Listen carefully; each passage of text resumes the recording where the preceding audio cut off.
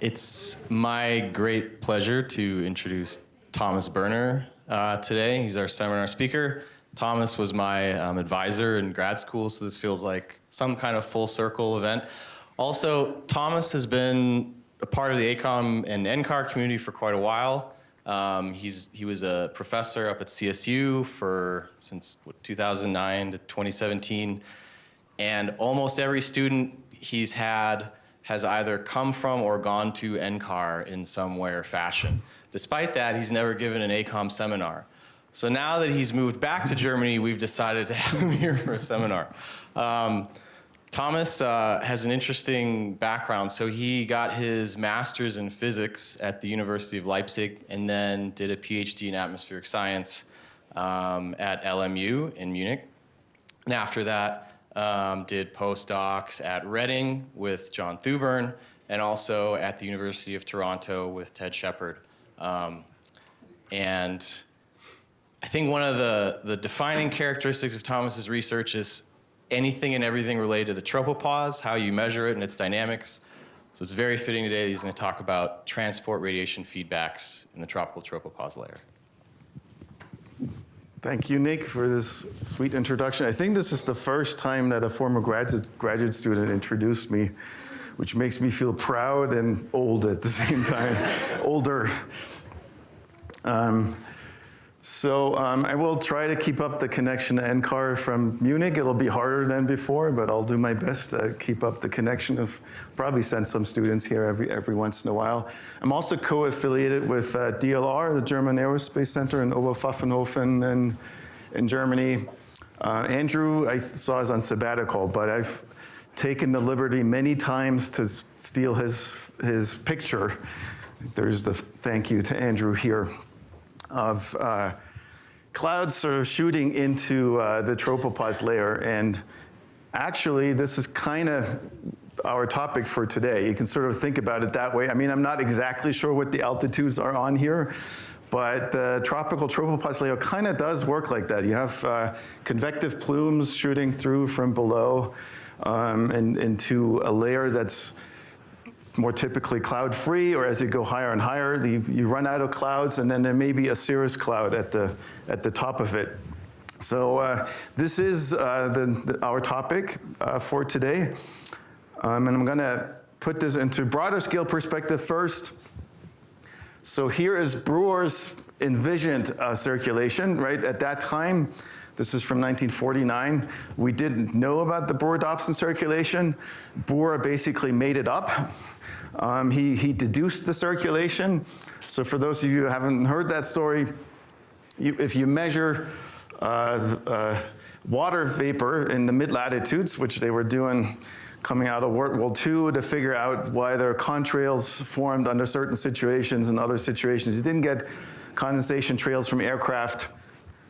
They went up to measure how much background water there was, and then Brewer found there was hardly any water up here, and it wasn't consistent with the temperatures at those levels.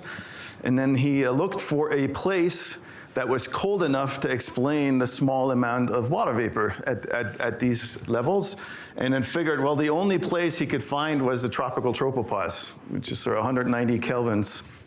So that was something people knew about, and then he sort of drew this picture of what we now call, well, it's kind of the shallow branch of the Brewer-Dobson circulation, going up through the tropical tropopause here and then towards the poles there and there. And so our topic of today, the tropical tropopause layer, is just this tiny little layer, which from this perspective doesn't look all that important, but if you think about it, if you have a circulation like this that goes up through the tropical tropopause and then towards the pole in either hemisphere, it means that constituents that come out of the troposphere into the stratosphere, they all have to go through that tropical tropopause to enter the stratosphere. So understanding tracer distributions, for example, water vapor in the stratosphere, requires you to understand this tiny region. So even though it's a small region, it has a really big impact on the whole of the stratosphere. So that's one thing. We can also place this into context with this bigger upper troposphere, lower stratosphere topic. So this is from Andrew Gettleman's review paper in 2011, which focused on the extratropical UTLS, which is more over here. Here's just a tropical jet stream. Tropical tropopause is here. And here's the schematic of deep convection shooting into the tropical tropopause layer from below. So we might think of the base of this layer as being roughly where the most of the deep convective clouds detrain.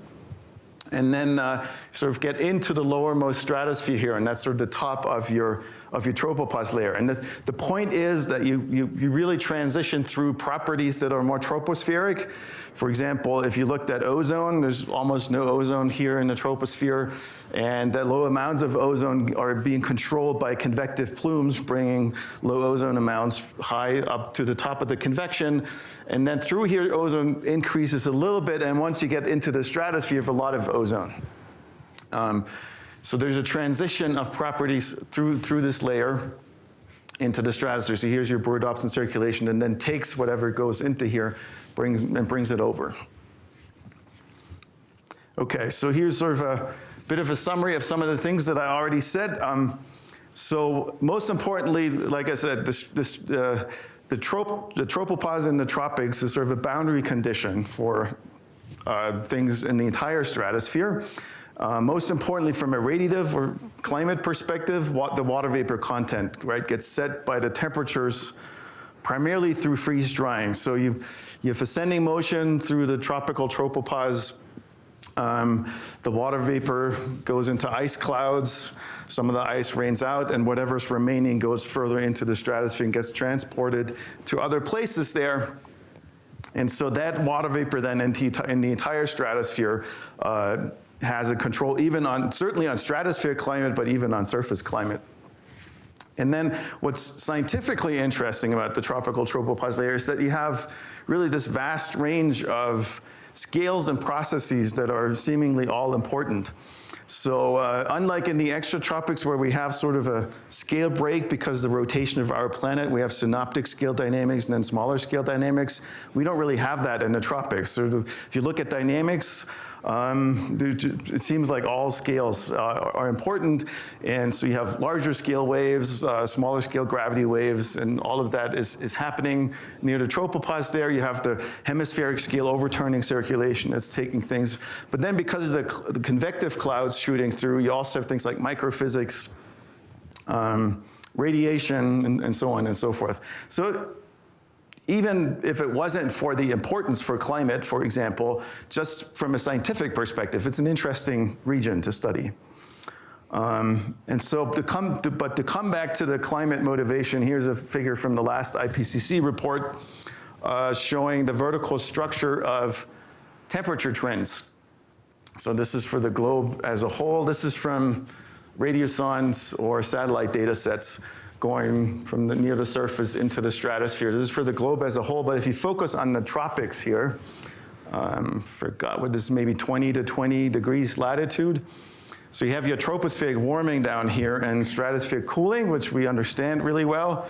But if you look at where the transition from warming to cooling happens, it's somewhere in this tropical tropopause layer, somewhere in this TTL. And in this case, depending on the data set, at the tropopause, which is roughly at 100 hectopascals, you could either find cooling or a little bit of warming.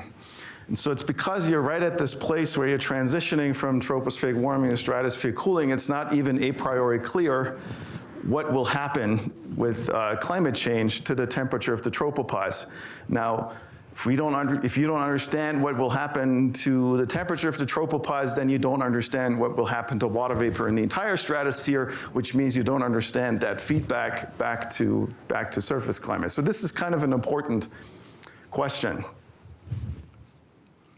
Okay, so here's another way of looking at this. If you do look at the climate model, so the previous slide was the observed vertical trend structure. If you do look at the climate models, this is from the CMIP5 climate models going from roughly now to 2100. And these are time series of different models of the tropopause temperature. It's the 100 hectopascal temperature, but that's close enough. in the context of these models for the RCP 8.5 scenario. And there's a few things that stand out here. Maybe the first thing that stands out is that the actual temperature of the tropopause is all over the place, right?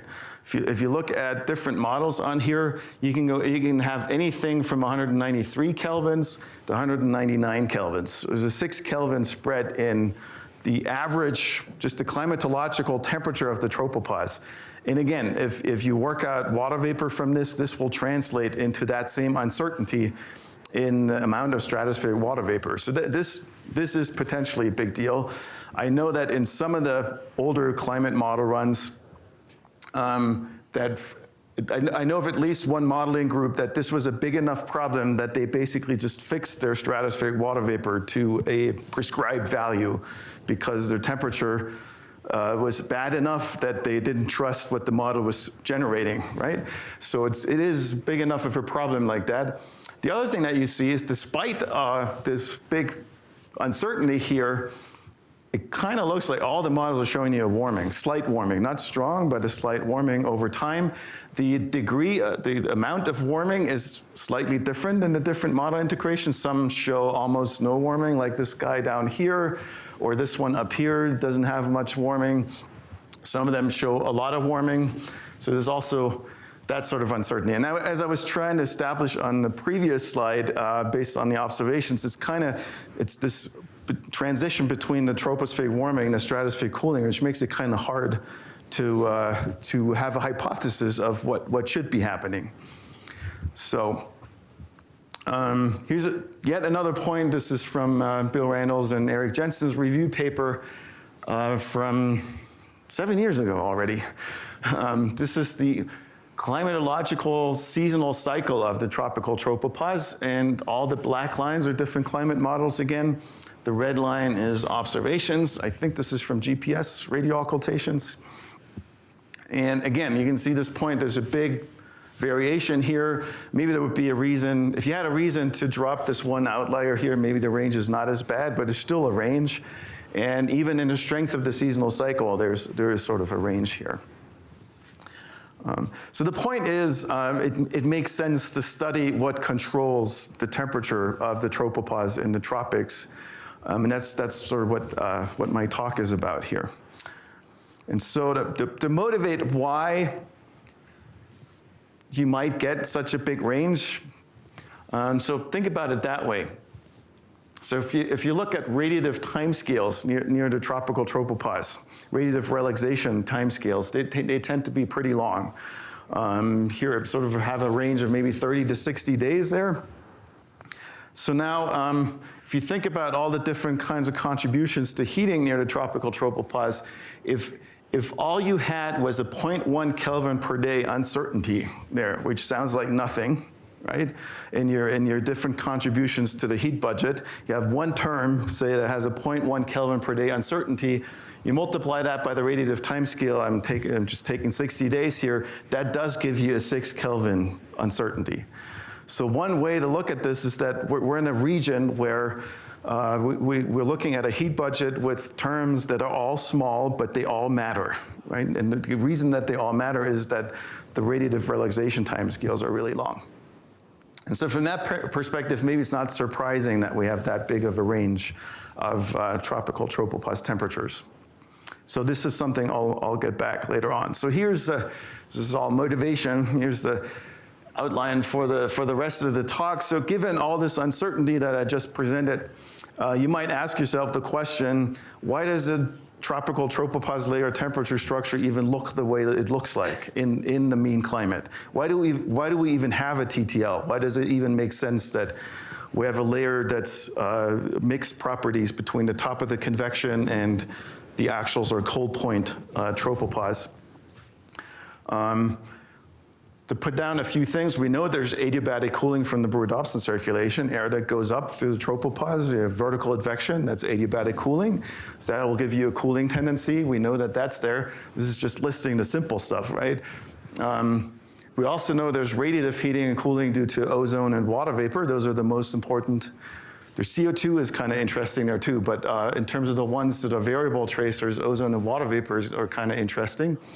And then what I'm really going to get into is this transport radiation feedback. So an example of ozone, yes? I think cloud radiative heating is an important part of the budget here too, isn't it? It might be, but I'm still going to neglect it. I have a slide. I have one slide on that. Oh yeah, Eric and I were talking beforehand that I should encourage people to interrupt me.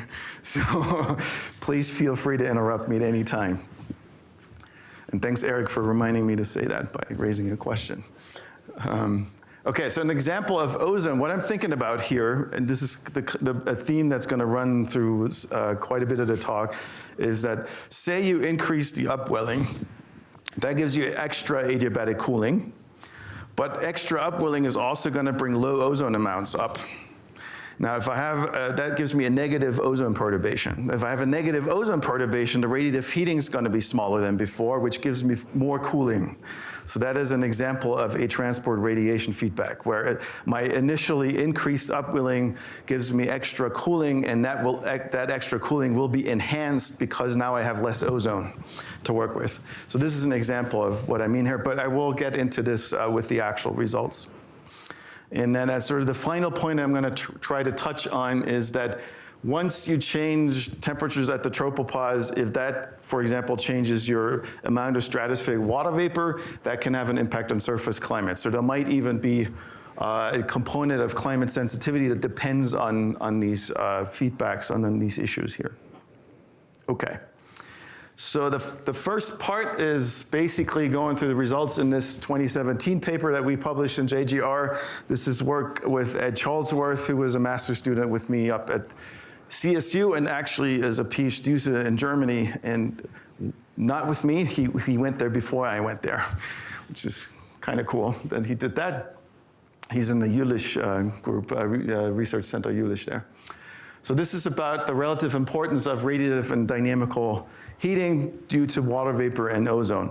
And I'm trying to make the point here, this is a problem that has been looked at a few times. I have some literature listed on here in the context of the seasonal cycle, especially, where you ask yourself, the Brewer-Dobson circulation has a seasonal cycle. So the adiabatic cooling from the Brewer-Dobson circulation is going to give you a seasonal cycle in tropical tropopause temperature, and that will be modified by the changes in water vapor and ozone, okay? So that's something that has been looked at. What I'm after here is really just the basic temperature structure, not the seasonal cycle, just the basic structure, the one that exists climatologically in the first place. And so the way we're going to look at this is running these radiative convective equilibrium simulations, very simple stuff. This is basically the kind of simple climate modeling that people did in the 60s, pioneered by Suki Manabe initially, where some of the early climate change results were coming out of. So you have a single column, no dynamics. You do radiative transfer calculations. The only quote-unquote dynamics that's happening is a convective adjustment, where all you're saying is in the troposphere, I wait until radiation is making my profile unstable, and as soon as that happens, it goes back to a neutral state that you specify beforehand. You give yourself a lapse rate, typically 6.5 kelvins per kilometer, that you adjust to whenever this happens. So in effect, you will see this in a moment, in effect, you constrain the tropospheric part of your profile to just be a simple linear profile with a given surface temperature and a given lapse rate. And then radiation is doing the rest of the column. We use RTM, which has sort of become the standard radiative tool that people use, is used in many climate models now. And as I've already briefly just mentioned, we fix our SSTs, except for the very final part of the talk. All of the stuff that I'll show is a prescribed fixed surface temperature of 300 kelvins. You also give yourself a relative humidity, in this case 50%, and then the water vapor amount is given by the temperature and the constraint on relative humidity. And then for the first set of results that I'll show, the thing that we will vary is the stratospheric background and water vapor. And maybe I'll just jump into the actual plots, sorry, I have a bit more motivation on these RCs, so I'll get back to this point in a moment. So this was a study by John Thuburn and George Craig back in 2002, where they did do simulations like this. And so here's your linear temperature profile that you get with the 300 Kelvin surface and this convective adjustment. And then the top edge where you adjust convectively is your convection top in this simple model, right? This is the highest level up to which you do this convective adjustment. So it means that above this level here, everything up here is in local radiative equilibrium. By definition in this model, there's nothing else. There's only radiation. And so the point of their paper was that even if you do that, there's no other physics here. There's only convective adjustment and then there's radiation. Even if you do that, you get a TTL in the sense that the convective top and the coldest point are well separated. And in the paper, they go about talking about the CO2 heating rate structure, which has this interesting little bit of warming in this region, which could be responsible for that. But what I'm going to get into here is if you look at the long wave heating rates from water vapor and ozone, so these are vertical profiles in the Thuburn and Craig model simulations of those. If you look at those, water vapor gives you a really strong cooling in the upper troposphere in this particular band here that drops off to a small amount near the tropopause. But of course, if you cool a lot here and then you cool less here, right, that relatively speaking, you're warming. So that could be responsible for a TTL. And then as you go higher up, you get into these ozone heating rates that will also help you to get a cold point. So from this perspective, you have these two tracers. One is tropospheric in origin and one is stratospheric sort of in origin. And the TTL is kind of sandwiched between the effects of these two. And this will be something that I'll get into. So this is for Eric's question. I'm going to neglect cloud radiative heating rates because understanding only German, Fritz was unaware that the clouds were becoming threatening. And just for simplicity, really, we're going to do clear sky calculations here, okay? By that, I'm not trying to say that cloud radiative heating is just not important at all. It's that we sort of start from a simpler perspective. And just to show you what cloud radiative heating could do in this model context, Zhang Fu actually had a study published after ours. Ours was the one that I'm talking about right now, was published in 2017. This is a paper from 2018, where they did look at this problem, including cloud radiative heating, where they use cloud properties from CloudSat, Calypso, and Modis, I think, and they include cloud radiative heating. But by the way, the problem with that is that if you perturb these simulations, if you go into climates that are different from our current climate, what are you going to do with the clouds, right? All we can use is the actual observed clouds to do this stuff. If you want clouds that are adaptive in these types of simulations, much more complicated. So that's another reason for us to leave that part out. But anyway, if you look at that, maybe what you could get up here in the TTL, if you're in the West Pacific warm pool where you have a lot of clouds, is like 0.2, 0.3 degrees per day heating rates. So they're not that small. And I'm not saying that it's not important. I'm just saying there's no simple way to include this effect in an adaptive way interactively in the model. So we're leaving this out for now. Okay, so finally getting to our simulations. So here is just the tropospheric part. On the left is water vapor, where the dashed line is the observed one, and the one that we model is in the full line. So this is our 50% relative humidity simulated water vapor based on this full line vertical temperature profile, which is a straight line. So this is using 300 Kelvin surface temperature with the convective adjustment to 6.5 degrees per kilometer, and that gives you this line. The dashed one is observations. So we're not trying to exactly emulate the observations here. We're just trying to have a troposphere that's fairly realistic. And what's actually pretty good to us is that we kind of match at the convective outflow, we kind of match the observed temperatures again. Okay, so that's that part. And then what we're going to do, this is what I was going to explain a moment ago, and then I had a few other slides. So then what we're going to do is we're going to specify different background stratospheric water vapor mixing ratios. And the reason we're doing that is that it's not a priori clear what you should put in there. You can fix your relative humidity here, but that doesn't make any sense to fix the relative humidity in the stratosphere. The stratosphere, we know that the water vapor is controlled by the tropopause temperature.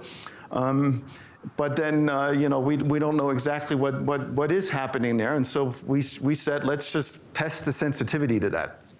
And so what we did is just specify a minimum water vapor mixing ratio. And then as you go up, whenever you hit your specified minimum, you keep it at that. And then we have a range of different values. In fact, we have like 3 orders of magnitude of different values there. This is the kind of cool stuff that you can do in a simple model, right? You can just change these and rerun your model. They don't take very long to run. And so the temperature profiles that you get for all of these different water vapor mixing ratios are these ones on the left here. And so the first thing that's simple to understand is if you increase water vapor in the stratosphere, you get long wave cooling, and you cool back to here. The observed profile is over here. Of course, the observed profile has adiabatic cooling from the Brewer-Dobson circulation in it, which our simulations do not. And so one way you can read this result is that changing the water vapor from essentially nothing to order 10 ppm V in the stratosphere is the same thing as cooling by the Brewer-Dobson circulation, almost. So there's strong cooling effects from water vapor there. In the TTL, it's kind of interesting that when you have a lot of water vapor in the stratosphere, there's a bit of long wave downward radiative flux that makes the TTL warm relative to having no water vapor up there. And so in the TTL, you actually go through a structural change where initially without water vapor, you have a well-defined cold point down here near 15 kilometer.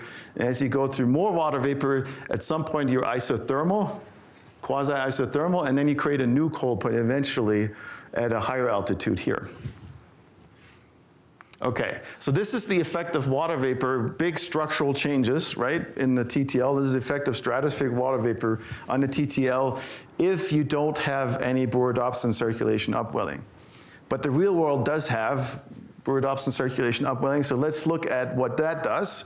So I have the equation down here for those of you interested, but really all we do is we specify an upwelling velocity that's kind of like the realistic one, 0.5 millimeters per second, and we apply that as a cooling, as a transport in the temperature equation, so as an adiabatic cooling to our solutions, which of course makes the temperatures smaller in the stratosphere. And then we repeat the same calculation with this water vapor sensitivity. And what you now find is that in the stratosphere, it looks similar, right? You get a big range of temperatures because of the different water vapor mixing ratios. But near the TTL and the cold point, the changes are really small now. And the reason is really simple. What the Brewer-Dobson circulation does here is it lofts the tropopause into a region where there is hardly any water vapor left. And therefore, the water vapor is not very effective in changing things right around the cold point anymore. And so basically what the Brewer-Dobson circulation does in this case is it effectively reduces the sensitivity to water vapor in the TTL. And so this is quantified in this plot here, where what I'm showing is the change in cold point temperature as a function of this minimum prescribed water vapor mixing ratio in the stratosphere. And so if this number is positive, it means you have a positive feedback, right? It means that if you increase this minimum amount, you get, which way does it work? You get warmer, and if you the negative feedback if you get cooling for more water vapor, right? So basically what happens on the right-hand side here is that you have so much water vapor now in the stratosphere that the long wave cooling has really taken over to dictate where the cold point temperature, and then you get this negative feedback there. But what's also interesting is what I just talked about on the previous slide is if you compare the result for no upwelling, so no Brewer-Dobson circulation, to the one with 0.5 millimeters per second, what that does is it effectively reduces the feedback in the sense that all these values are smaller than the values in the full line. And again, our interpretation of this is that because the water vapor as your radiatively active species here is of tropospheric origin, if you loft your tropopause out of reach of where all the water vapor is, you're not effective anymore in doing a lot of stuff there at the cold point. Okay, so maybe you see where this is going, because with ozone, it's going to go the other way. Because with ozone, we're going to loft the tropopause into the region where there is a lot of ozone.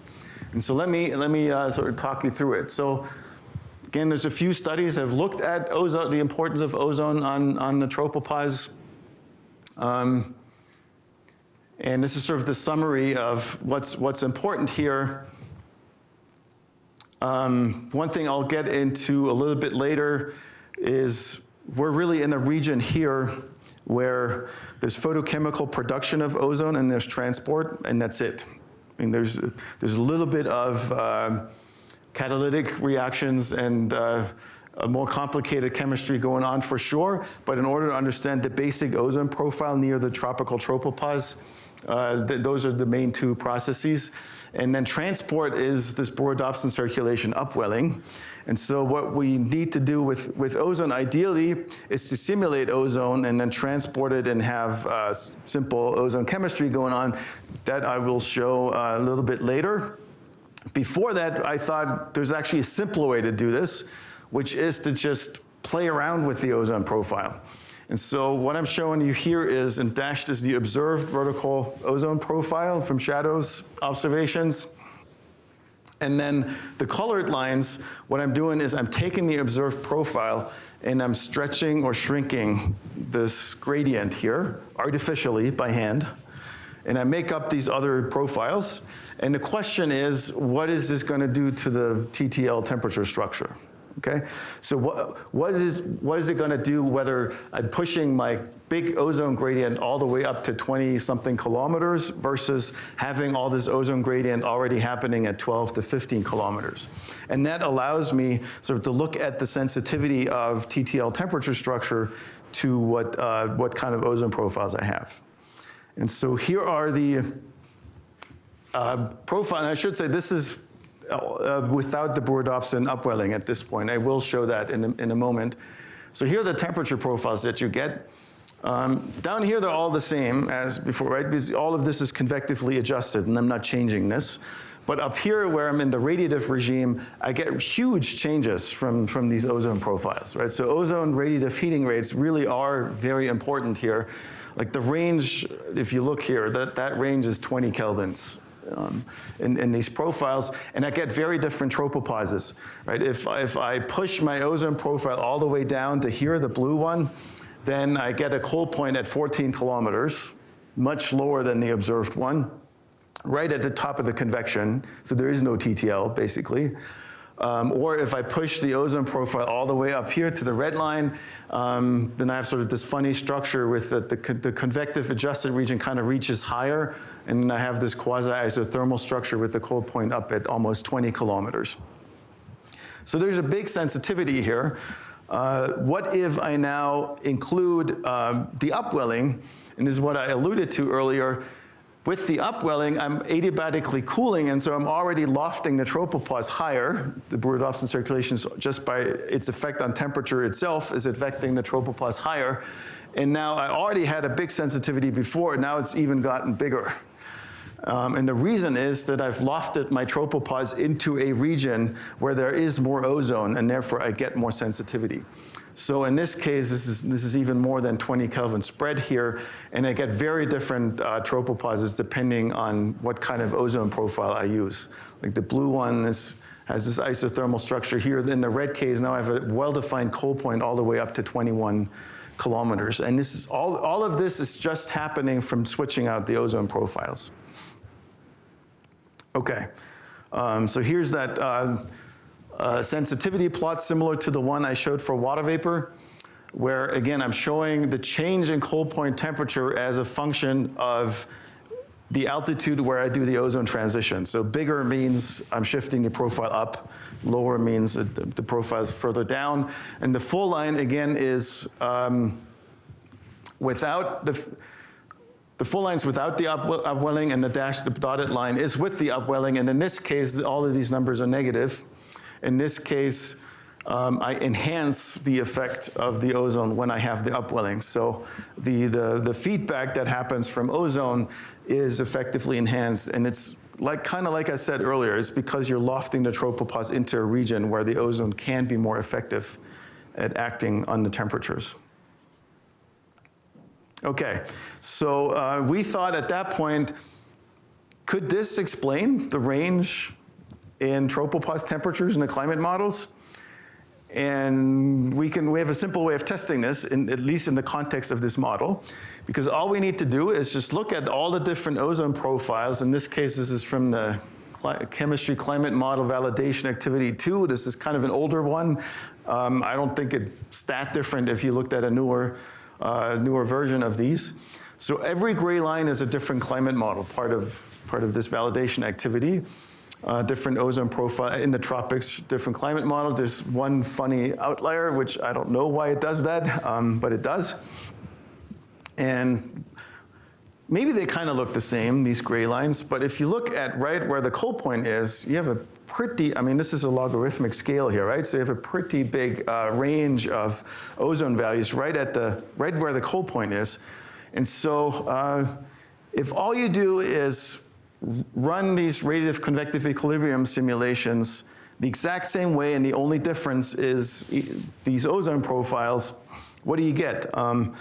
And so you get all these different temperature profiles. All of these are different radiative convective equilibrium temperature profiles, where again, the only difference between them is the ozone profile that you use.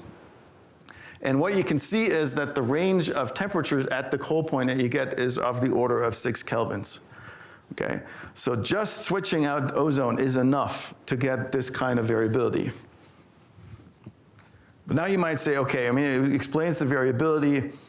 Is there any correlation? Do the models that have a colder cold point, are they the same ones that also have the less ozone there? And so it's shown here, where on the x-axis is a scatter plot, and then the x-axis you have the modeled cold point temperature, and then on the y-axis you have our simulated cold point temperatures using those ozone profiles from the plot before. And if you throw out this funny model with the spike there, if you throw out this outlier model, you actually get a pretty strong correlation, 0.76 between the modeled and the simulated simulated profiles. So this indicates that you could explain quite a bit of the range in modeled tropical tropopause temperatures by the different ozone profiles that they simulate. Of course, this poses the question, why do they have different ozone profiles? Is because they have different transport. Why do they have a different transport? It's complicated. I'm not saying that I have a simple answer for that. But I am saying that maybe the ozone is what's mostly responsible for that range. Yes? If you look at how much the strength of the Brewer-Dobson circulation varies in the models, how do you affect that? We have looked at that, and it doesn't give you a good correlation. They do have different circulation strength, but it's nowhere near this. In fact, that was my first guess, and it didn't work. Okay, so let's, I am a bit, how much time do you have? Another 10 minutes or so? Yeah. Okay. So given this importance of ozone, we thought the actual thing that needs to happen with these simulations that we're doing here is that what we need is an interactive ozone. I mean, it's nice to do this thing where you just artificially change the ozone profile, but given how important ozone is, it is kind of the one big variable that we prescribe, and it's not actually simulated by our simple radiative convective model. The water vapor is simulated to a large extent. The temperature is simulated, but ozone is prescribed. And so what we thought what needs to happen is to make the ozone interactive, and then I'm coming back to this point that we're taking advantage of the fact that ozone chemistry is actually quite simple, neotropical tropopause, and we thought instead of doing complicated chemistry here, all we included was Chapman cycle and simplified Knox chemistry, and then it's sort of like the results justifies the means in the sense that I'll show you that we were able to produce a good ozone profile that way. And so what we're doing here, and this is, again, my former student at Charlesworth who was leading this. This is a paper that just came out end of last year in GRL. So what we're doing here is repeating these radiative convective equilibrium simulations, but now with interactive ozone. And so let me walk you through this result here, similar types of plots from before. What we're looking at is radiative convective equilibrium solutions for temperature, where we have different ways that we apply Brewer-Dobson transport to the ozone profiles. And so let's first look at the ozone profiles. The gray dash that's maybe hard to see in the background here is the shadows observed one that I had in my other plots as well. And just to show you that we are able to simulate a realistic ozone profile, this gray line here is where we run our interactive chemistry and we also apply Brewer-Dobson, simple Brewer-Dobson transport on ozone. Again, just with the 0.5 millimeters per second. And like I said, we are able to basically simulate that observed ozone profile. And then what we can do is leave out the adiabatic cooling from the Brewer-Dobson circulation, only apply W to ozone. That gives you the blue line, it's almost the same. Or we completely leave out any Brewer-Dobson circulation, which means in that case, you're looking at a radiative photochemical equilibrium, right? Where the ozone's not transported, all that happens is photochemistry and a bit of other chemistry, and that produces this red line. And you can sort of see that's kind of what I was doing artificially before of moving things around. But this is now produced interactively by the model. And you can see that in that case, your ozone profile shifts down quite a bit. So you have a lot more ozone at levels where in the observed atmosphere, there's hardly any ozone.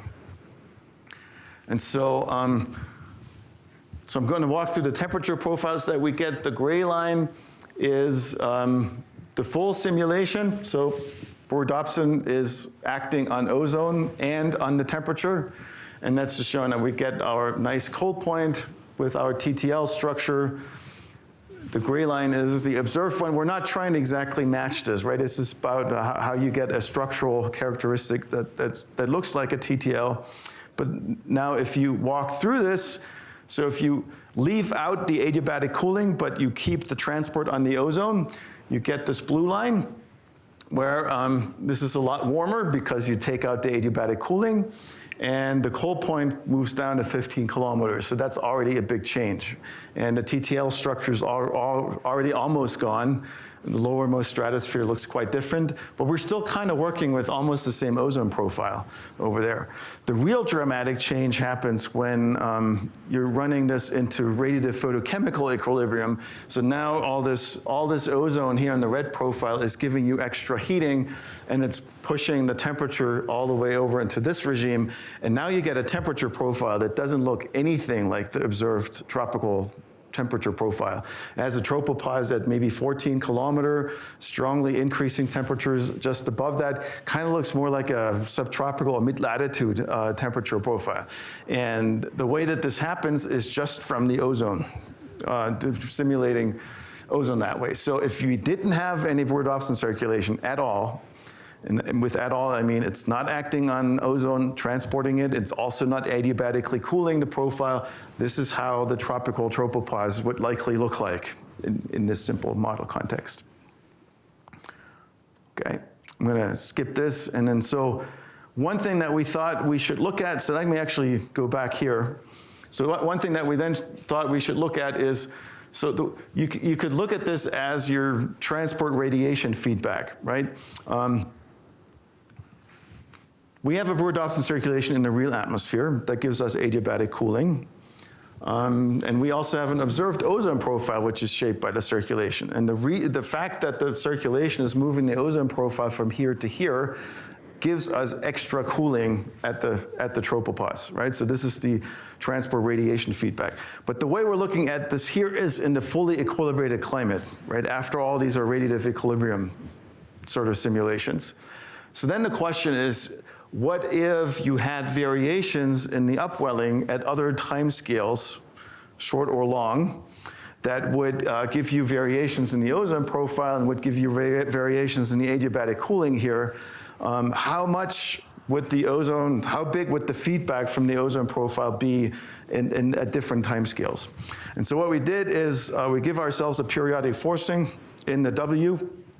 So instead of keeping it constant at 0.5 millimeters per second, we make it vary periodically between 0.25 and 0.75 with a given period.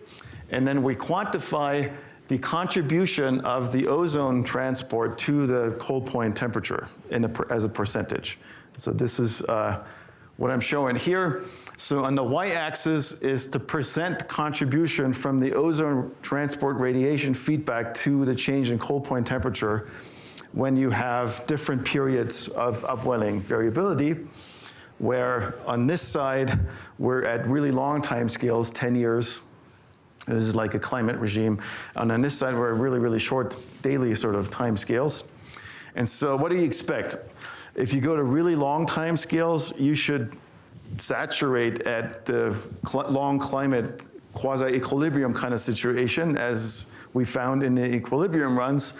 And there we find about a 20% contribution from ozone. So the cold point is 20% colder than it would be without the ozone transport radiation feedback because of it. And at the fast end, we expect this to go to zero, simply because by the time this oscillation has happened, not enough ozone transport has happened to do, and then the radiation is too slow to do anything.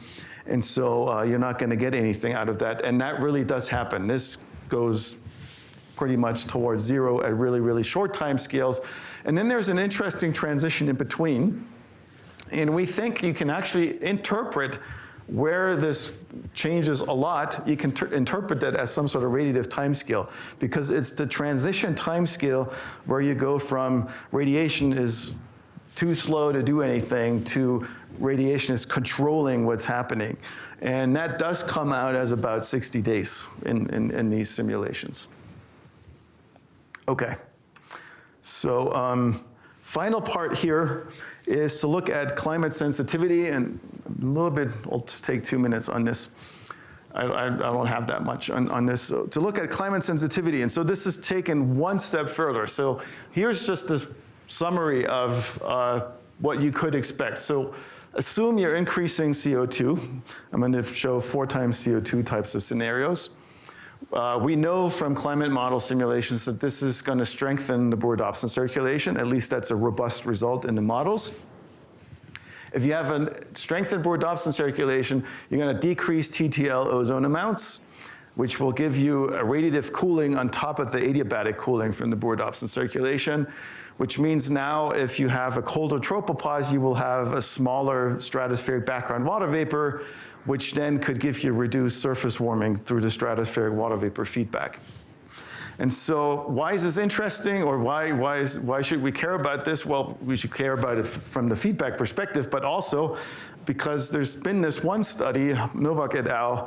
From the UK Cambridge group, where they found that you can actually get as much as a 20% change in surface warming just from this kind of ozone feedback, which would be a big deal, right? This would be the stratosphere changing your surface climate response by 20%. That would be a pretty big deal. But then there are other studies, Dietmüller et al. Coming out of DLR, and then Marsh et al. From here, where, like in this case, there was no effect. And there was just a small effect. So we looked at this, and this is a study together with a group at Hamburg, MPI at Hamburg. It's a PhD student there, Sally Dacey. This also came out last year, where we asked ourselves, can we test this in the context of these simple RCE types of simulations, where all we've really changed was to make the surface react to the changes. So now we're not holding the surface at a constant SST, we're allowing the surface to change. And then we test the sensitivity to the different ozone profiles. So to walk you through the sort of pinkish sort of line here is the pre-industrial ozone concentration as a function of altitude.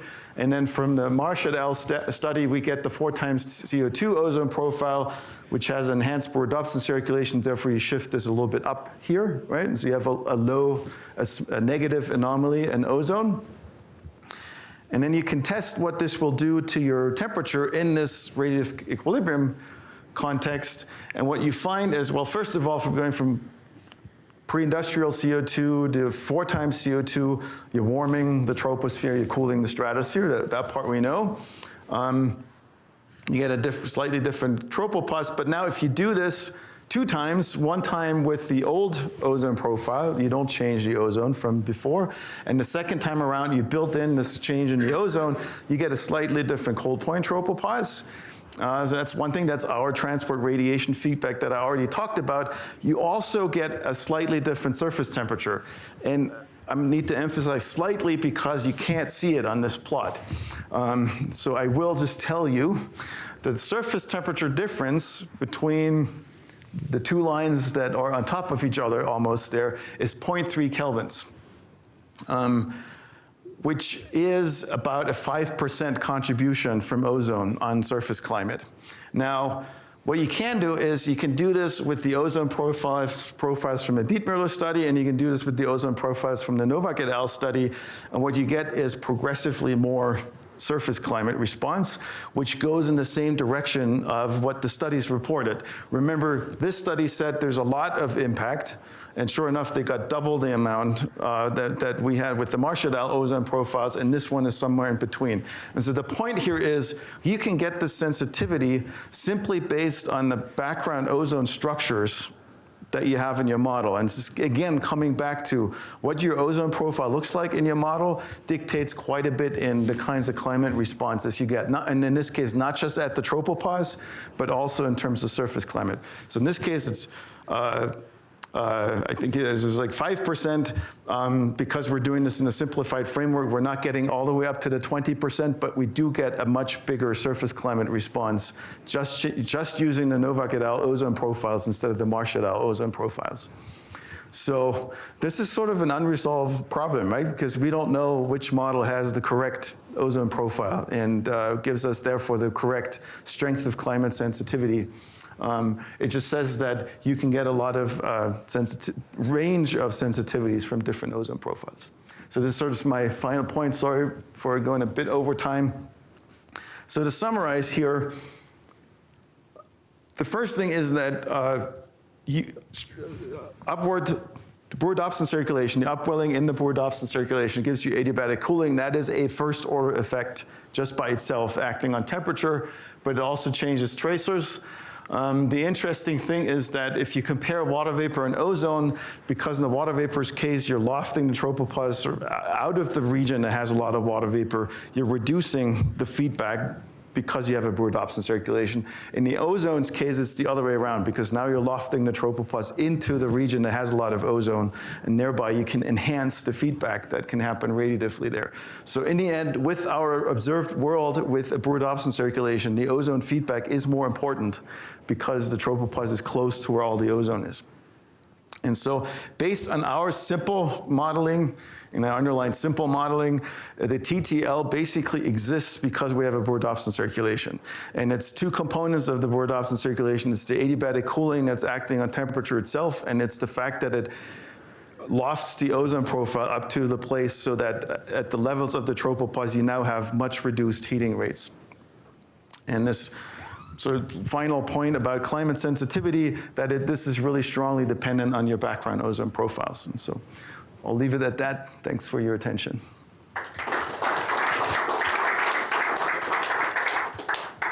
Questions?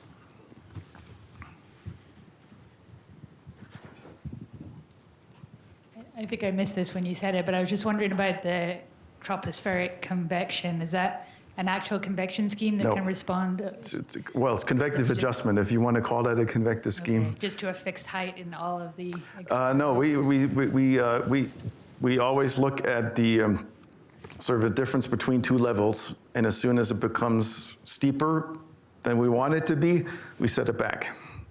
Okay, so it can respond. And so it eats itself up until you get to a point where the radiative heating rates or the radiative cooling rates are not strong enough anymore to produce stronger lapse rates than you're prescribing.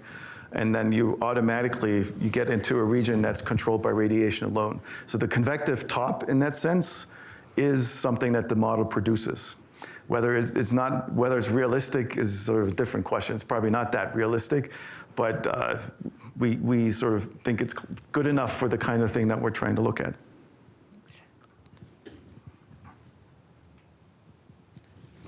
Other questions?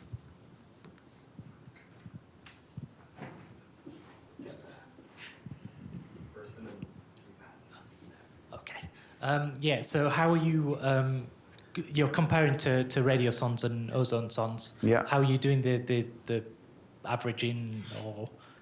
Of the observed Of the stuff. observed So because we're just looking at the mean climate, right? I don't think it's that sensitive, but with like shadows, we took several years. I forgot from when to when, but we take enough years that you can consider it a climatology and just use the data that's available and just sort of use that. And we actually do, like for the radiative calculations, we set our latitude to something that's roughly in the middle of the shadows station. So we're roughly working in this latitude range. But we have done a few sensitivities on that, and I don't think it's that sensitive. And is there any issues that arises from all the radiosonde stations being on land, that you have no marine convective?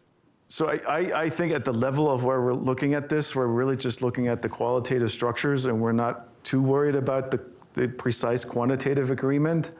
We should be okay on that. But one could push this further and look for regional differences and then run this for different regions and so on. But, yeah. I'm a little surprised by the chemistry terms that you chose to include. Did you check to see that those really are dominant terms in a real serious model? Because I would have thought that methane oxidation could be somewhat important, particularly in the uppermost troposphere, where there's, particularly depending on the lightning in this region. And so I was surprised that you chose to balance. You had what, NOx catalyzed? But that we primarily use that to get the upper part of the ozone profile right. We're shooting for an ozone profile that has roughly the right total column ozone. And then we look for having that strong vertical gradient roughly in the right spot. And then we try to keep it as simple as we can. And so we kind of played around with switching in and out terms. And we were, to be honest, we were kind of really driven by keeping it simple. So if the term looked really complicated, we kind of sort of left that out for a little bit. And then we were happy when we produced a realistic ozone profile with the parameters that we had. So basically, all right, I think I get what you're doing now better. So you're assuming that in the TTL region, it's entirely dominated by upwelling. And photolysis, yeah. Well, photolysis can't be important there, I would assume, in the TTL. If you have we have also the range of upwelling. So if you go to no upwelling, then it's all photolysis. That's the only thing you have to produce. Sure. So in fact, that one we had to come up with a trick because it takes forever to get into photochemical equilibrium.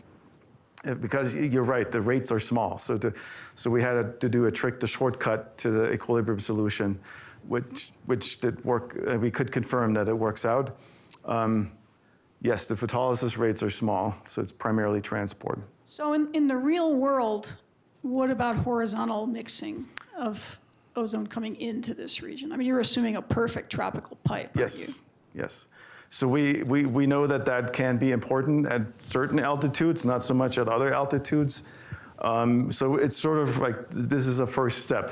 As far as we were aware, this type of interactive modeling with high enough resolution in the TTL, focusing on the cold point, hadn't been done. So we're kind of trying to shoot for the simplest possible first case scenario. But we're not trying to say that horizontal mixing is just not important at all.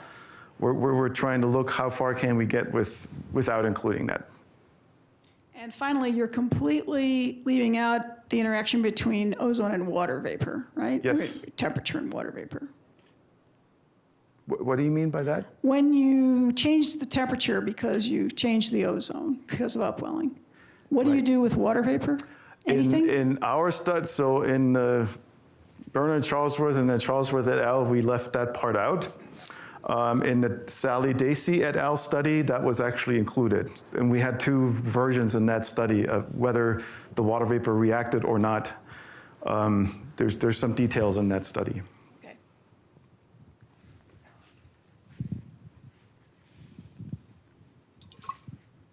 Other questions? Well, I'll have one last one.